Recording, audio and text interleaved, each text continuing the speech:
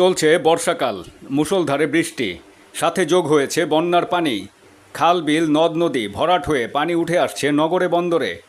বিভিন্ন রকম কেমিক্যালের কারখানা এবং মোবিলের খোলা ড্রাম থেকে নির্গত কালো তেল মিশে যাচ্ছে বৃষ্টি এবং বন্যার পানির সাথে। বৃষ্টির পানির সাথে মিশে যাওয়া তেল বা পোড়া মোবিল পরিবেশ এবং মানুষের জন্য মারাত্মক হুমকি হয়ে দাঁড়িয়েছে। নলকূপের পানি, কুয়া, এমনকি খাল বিলে মিশে যাওয়া কালো তেল খাবারযোগ্য বা নিত্য প্রয়োজনীয় ব্যবহৃত পানিকে করছে বিষাক্ত। খোলা মাঠে এমনকি আবাসিক এলাকায় গড়ে ওঠা এসব পোড়া তেল মোবিলের কারখানাগুলো প্রশাসনের দৃষ্টির সামনেই চলছে। দ্রুত এসব বিষয়ে সংশ্লিষ্ট কর্তৃপক্ষ ব্যবস্থা না নিলে মারাত্মক পরিবেশ দূষণের মধ্যে পড়বে দেশ, এমনটাই মনে করেন পরিবেশবিদরা। এম সাখাওয়াত হোসেন সুজন, দৈনিক আওয়ার বাংলাদেশ, ঢাকা।